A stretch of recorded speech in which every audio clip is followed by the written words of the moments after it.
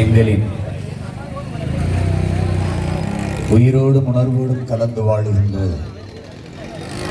அன்பு உறவுகள் அனைவருக்கும் வணக்கம்.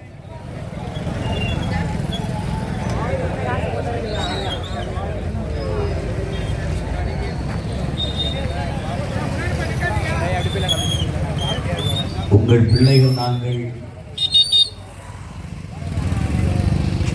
முன்னெடுக்கிற இந்த அரசியல் என்பது எங்களுக்கு வாக்கு செலுத்தியவர்கள், வாக்கு செலுத்தாதவர்கள், ஆதரிப்பவர்கள், ஆதரிக்காதவர்கள், ஏற்பவர்கள், எதிர்ப்பவர்கள் எல்லோருக்குமாகத்தான் இந்த அரசியலை முன்னெடுக்கும். அதிலும் குறிப்பாக எங்களுக்கு பின்னே வருகிற அடுத்த தலைமுறை தம்பி தம்பிகளுக்காகத்தான் இந்த களத்திலே தொய்வின்றி தொடர்ந்து பயணிக்கிறது. அதனால்தான் நாம் தமிழர் கட்சிக்கு வாக்களிப்போம், நாளைய தலைமுறைக்கு வாழ்வளிப்போம் என்கிற முழக்கத்தை முன்வைத்தோம். மாற்று அரசியலுக்கு வாக்களிப்போம், மான தமிழினத்திற்கு வாழ்வளிப்போம் என்ற கொள்கை கோட்பாட்டை முன்னிறுத்தினோம்.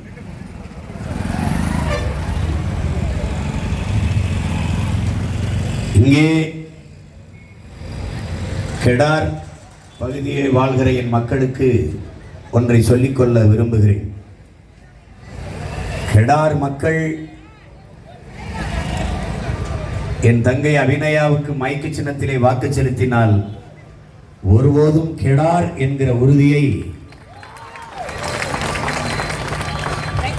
உங்களுக்கு தருகிறேன்.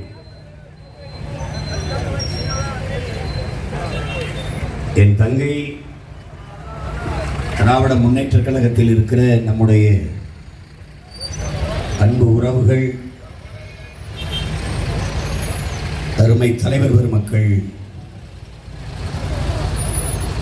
நம் சொந்தங்களை பார்த்து சில கேள்விகளை எழுப்பினார்.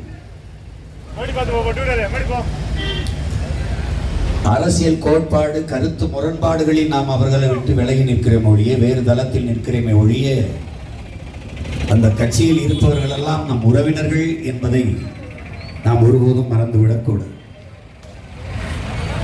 அவர்கள் கருத்தை, அவர்கள் கோட்பாட்டை அவர்கள் எடுத்து வைக்கிறார்கள். நாம் நம்முடைய கருத்தை, தத்துவ நிலைப்பாட்டை எடுத்து முன்வைக்கிறோம். அதில் கண்ணியமோ கட்டுப்பாடு மீறலோ ஒருபோதும் இருக்கக்கூடாது.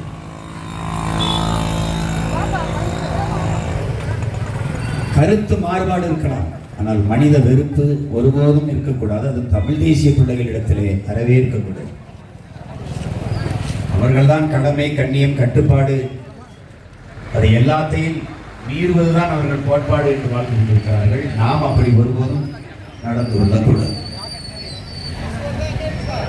கருத்தை அழுத்தமாக, ஆணித்தரமாக, ஆவேசமாக எடுத்து வைக்க வேண்டுமே ஒழிய, கேலி செய்வது, கிண்டல் செய்வது, அவர்கள் மனம் புண்படும்படி, காயப்படும்படி நாம் ஒருபோதும் பேசக்கூடாது என்பதை என் அன்பு தம்பி தங்கைகளுக்கு ஒரு வேண்டுகோளாக, ஒரு கோரிக்கையாக முன்வைக்கிறேன். நாம் நமக்கு பின்னே வருகிற நம் தலைமுறை தமிழ் பிள்ளைகளுக்கு, தம்பி தங்கைகளுக்கு இந்த அரசியலை முன்னெடுக்கிறோம்.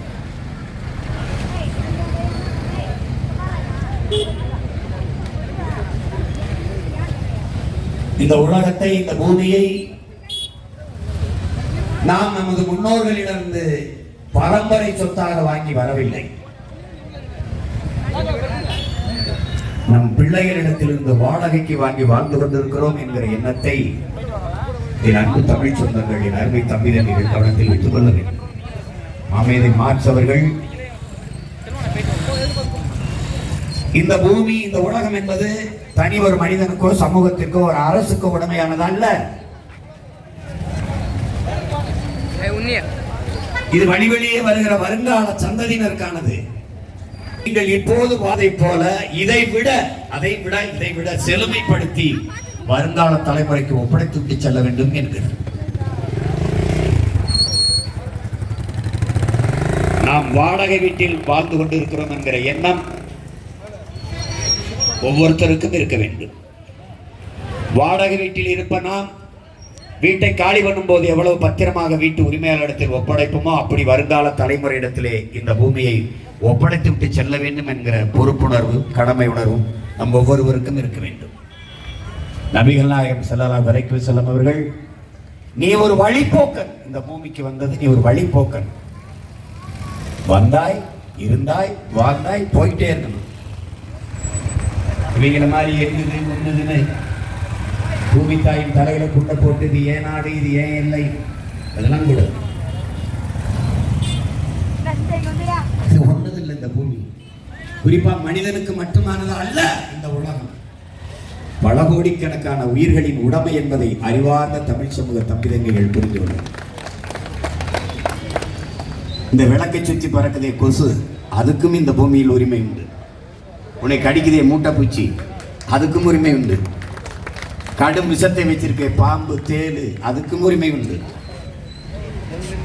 இது பல கோடிக்கணக்கான உயிர்களின் உடைமை, உனக்கு மட்டுமானதல்ல. கவி பேரரசு வைரமுத்தவர்கள் உலகில் கடைசியாக எது வருதோ அது ஆதிக்கம் செலுத்துறாங்கிறார். கடைசியா எது தோன்றுதோ அதான் ரொம்ப பெரிய ஆதிக்கம் செலுத்துதுங்கிறார். ரொம்ப கடைசியா வந்தது இந்த சாதி மத உணர்ச்சி, அது ஆதிக்கம் செலுத்துது. இன்னைக்கு இந்த நிலத்தின் அரசியல் என்றால் அதுதான் தீர்மானிக்குது. இந்திய நிலத்தில், இந்திய நாட்டில் மிக கடைசியா வந்த மொழி இந்தி, அது ஆதிக்கம் செலுத்துது, செலுத்த துடிக்குது. உலக உயிரினங்களில் பரிணாமத்தில் கடைசியாக வந்தவன் மனிதன், அவன் ஆதிக்கம் செலுத்துறான். இவனாலதான் பிரச்சனை. இந்த உலகத்தில் இத்தனை கோடி உயிரினங்களுக்கு எந்த உயிரினத்தாலும் பூமிக்கு ஆபத்தில்லை. கடைசியாக வந்த சமூக விலங்காக இருக்கிற இந்த மனிதனால் தான் இவ்வளவு பெரிய பேராபத்து இந்த பூமிக்கு நிகழ்ந்து விட்டது. அண்ணல் காந்தியடிகள் நம் இயற்கை எண்ணெய், நம் பூமி தாய் எல்லா உயிர்களுக்குமான தேவையை தந்து விடுகிறாள், ஆனால் மனிதனின் பேராசைக்கு தர முடியாமல் தவிக்கிறாள் என்று சொல்கிறார். புத்தன் ஒரு பூவிலே தனக்கான உணவை